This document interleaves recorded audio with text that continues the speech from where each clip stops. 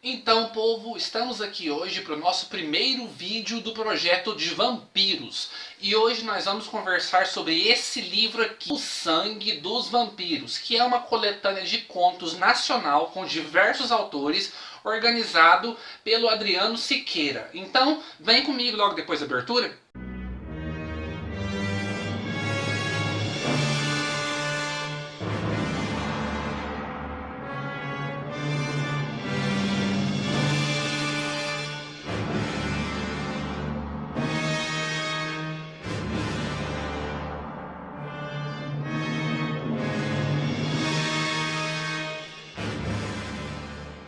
Então, povo, hoje a gente vai conversar sobre esse livro aqui, que vai ser o primeiro, então, que vai dar início ao nosso projeto Vampiros. Eu sei que eu queria falar sobre os vampiros históricos, os vampiros na história real mesmo, que tiveram aquele surto lá na Europa, mas eu não me sinto preparado ainda para fazer esse vídeo. Eu quero estudar um pouco mais sobre o tema para trazer aqui para vocês. Então, o que vai abrir o nosso projeto Vampiros é justamente essa coletânea aqui.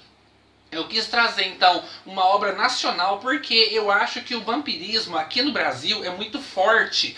A questão dos contos de vampiros, dos filmes de vampiros e, claro, novela de vampiro. O brasileiro gosta muito do tema vampiro e é um dos temas que é muito caro pra mim. Tanto é que eu tô fazendo esse especial vampiros, esse projeto vampiros aqui no canal, né?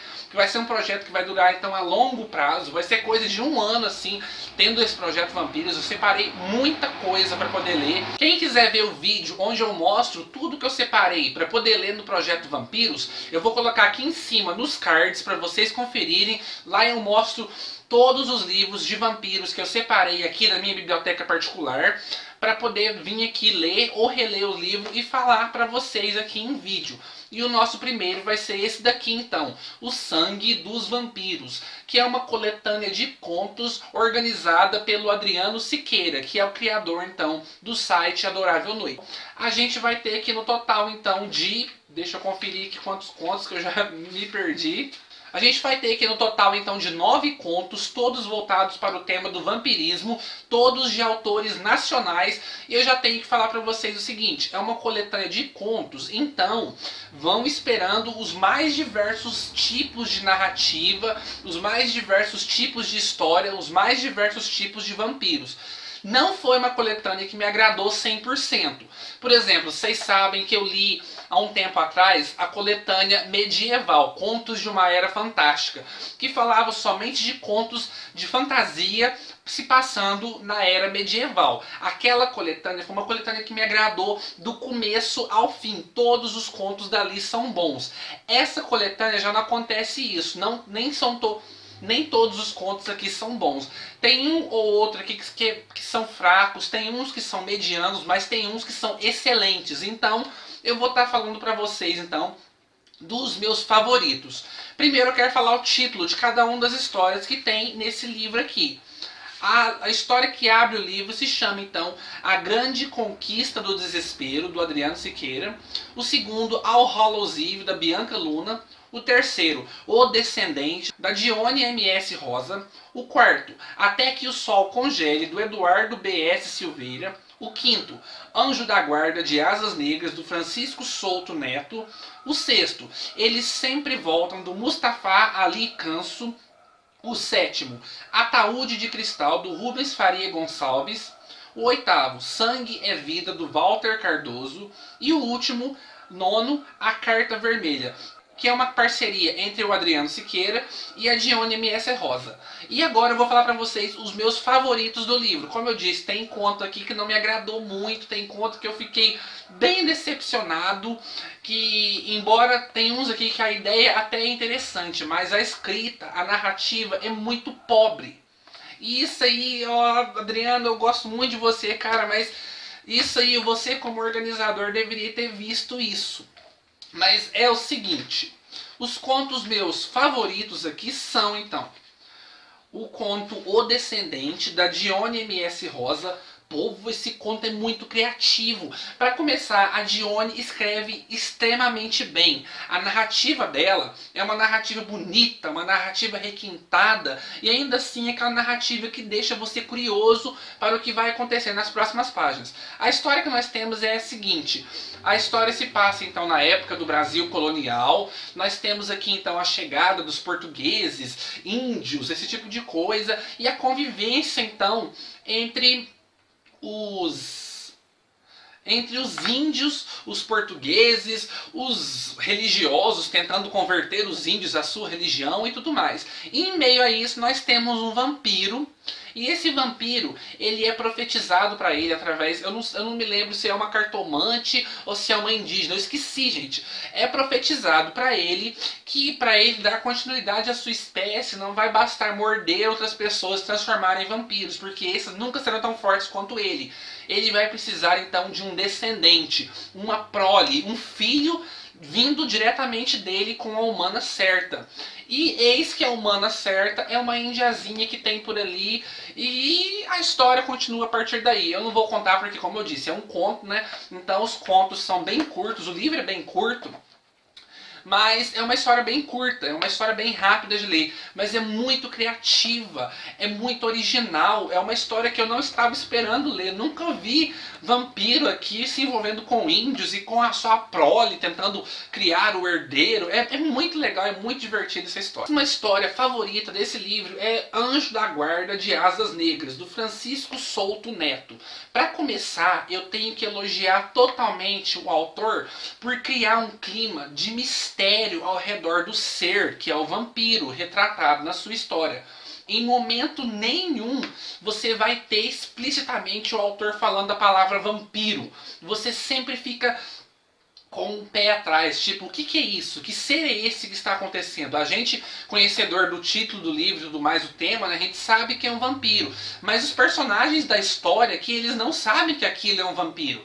Nós vamos ter então a nossa protagonista. Também é uma história de época, é uma história que se passa em uma época, como que eu posso dizer, o autor não deixa explícito a época certa, mas a gente sabe que é lá pelos idos de 1800 ou 1700 e pouco. É uma época para trás, né? E a gente tem aqui então essa moça, nossa protagonista, que ela é de uma família muito rica, de uma família muito nobre, que veio morar aqui no Brasil. Eles construíram então uma mansão gigantesca, toda murada, perto dessa cidadezinha, dessa aldeiazinha. E acontece que pelas redondezas ali na cidade, na área dos pobres, tá tendo ataques de pessoas que são encontradas mortas com o pescoço dilacerado. Em contrapartida, nós temos a nossa protagonista, que é uma moça sonhadora de seus 16, 17 anos. Ela é sonhadora, ela não tem contato com o mundo externo, ela tem pouco contato então com os poucos nobres que a família dela conhece. Ela foi criada pela governanta da casa, a mãe mesmo é uma mãe ausente, preocupada com seus próprios afazeres. Quem criou ela mesma foi a governanta da casa. E aqui nós temos então essa moça em meio a tudo isso. Ela fica curiosa por o que pode estar acontecendo, mas ela tem medo. E um dia a governanta pega e dá para ela um quadro de um anjo da guarda, coloca na parede dela e fala: esse anjo da guarda vai te proteger, minha filha. Então, boa noite, durma com seu anjo. E a partir daí é que o terror da história começa, porque a cada noite a nossa protagonista tem pesadelos com esse anjo. Primeiro ela vê a língua desse anjo, somente a língua, passando por todo o corpo dela de forma lasciva, de forma sem vergonha até. E a menina, por ser uma menina virgem, que nunca nem menstruou e tudo mais, ela se sente totalmente invadida por aquilo, totalmente aterrorizada. E conforme as noites vão passando, essa língua vai ganhando um rosto, que vai ganhando um corpo, que vai ganhando dedos, que vai ganhando partes íntimas. E a cada pesadelo, a força desse ser, desse anjo da guarda, está cada vez maior. E a menina então começa a ficar totalmente no impasse. Ela não sabe, ela tem medo daquilo, mas ao mesmo tempo que ela tem medo daquilo, ela anseia por aquelas noites, porque as noites são sempre muito calientes. E ela fica nesse impasse. Eu tenho medo, mas eu gosto. O que é isso que está me atacando toda noite? Será que é só um sonho? Será que é real? E o conto é magnífico, o conto é magistral, muito bem construído, muito bem narrado, muito bem desenvolvido. O final é aterrador, sabe? É muito bom. E vem esse negócio que eu falei, da figura do vampiro como um mistério, como uma névoa, sabe? Como uma coisa que você não sabe ao certo se é um vampiro mesmo ou não, se é um ser das trevas, se é um íncubo, né? Um súcubo, um íncubo. O íncubo é o ser das trevas, dos sonhos, que ataca as mulheres. Se é um íncubo, se é um anjo da guarda caído e tudo mais, é muito bom esse conto, gente. Eu acho que esse conto é um dos melhores do livro, quiçá o melhor. É excelente. Parabéns para o autor. Meu destaque, meu terceiro conto favorito é o Então Eles Sempre Voltam, do Mustafa Ali Canso. Desculpa se eu falei o nome errado, autor. E é um conto muito diferente, é um conto que tem um viés totalmente original e diferente do restante dos contos desse livro. Aqui nós vamos ter então um clima de aventura, um clima de exploração. Nós vamos ter aqui a nossa protagonista, também uma mulher, que eu esqueci o nome dela, desculpa pessoal, vocês sabem que eu sou péssimo com o nome, né gente? Então, nós vamos ter aqui a nossa protagonista, e ela está em uma expedição na Romênia, na Transilvânia, naquelas áreas. Por quê? Há pouco tempo atrás, ela, uma moradora do Brasil, né, recebeu a visita de alguns exploradores, que ela é conhecida, assim, conhecidos só, que encontraram na Transilvânia, em umas certas ruínas, moedas. E essas moedas são de ouro, de tempos imemoriais, de tempos muito antigos e que valem uma nota absurda nos dias de hoje. E ela então organiza uma expedição com essas poucas moedas que eles encontraram, juntam dinheiro e organizam uma expedição para ir até a Transilvânia, nessas ruínas, para poder encontrar mais essas moedas. E eles pagam então alguns ciganos lá da própria Transilvânia mesmo, próprios romenos, para poder ir junto com eles para esse lugar. Só que a história começa a partir do momento em que ela caiu, despencou de um lugar muito alto dentro de uma caverna subterrânea. E a caverna é cheia daqueles vincos, né, aquelas estacas, né, que formam tanto no teto quanto no chão, no solo. E uma estaca atravessou em cheio ela. Por sorte, essa estaca pegou apenas na mochila dela, mas os outros dois amigos dela que estavam junto com ela não tiveram a mesma sorte. Eles foram atravessados bem ao meio ao corpo mesmo e faleceram. Ela acorda com um pequeno ferimento assim na costela, tanto é que ela até fala que por pouco não atingiu o pulmão dela, porque a mochila salvou ela. E ela acorda lá nessa caverna e ela vai tentar sair dessa caverna. E a história vai seguir em frente com ela tentando sair dessa caverna e ela encontrando coisas estranhas que ela acreditava que era apenas lenda nessa caverna. E a história é muito original porque a gente não vai ter só o encontro com um vampiro aqui. A gente vai ter toda uma mitologia por trás, esse negócio dos ciganos, né? A gente sabe que, por exemplo, na grande maioria dos filmes de terror de vampiros que se passam na Transilvânia, a gente sabe que o pessoal, que os ciganos ou ajudam o vampiro ou tem muito medo do vampiro, né? A gente vai ter então a retratação disso, a gente vai ter a retratação do lacaio do vampiro, que é um ser, que é um humano que serve ao vampiro mestre. A gente vai ter então esse tesouro aqui que pode ser verdade ou não.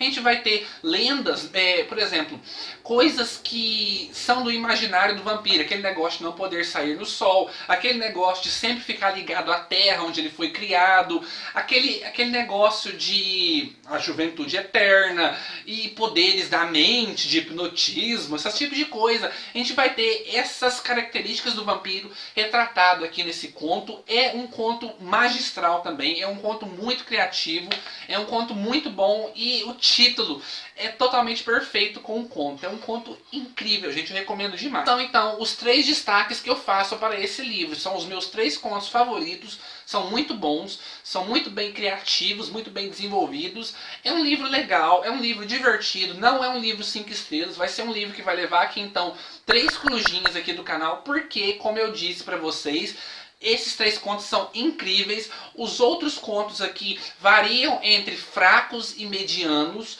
mas é um livro legal, principalmente por esses 3 contos aqui. Eu indico por esses 3 contos. Se você quiser comprar esse livro aqui, eu vou deixar então aqui embaixo o perfil da Dione MS Rosa, lá no Facebook. Você entra em contato com ela pelo Messenger, né? Inbox, conversa com ela lá que ela te envia o livro. Você faz o depósito na conta dela e ela te envia o livro bonitinho. E é um livro legal, gente. Eu indico sim, eu recomendo. Tem muitas histórias legais aqui. Mas é aquilo, é uma coletânea mediana, gente. Então fica a dica aí.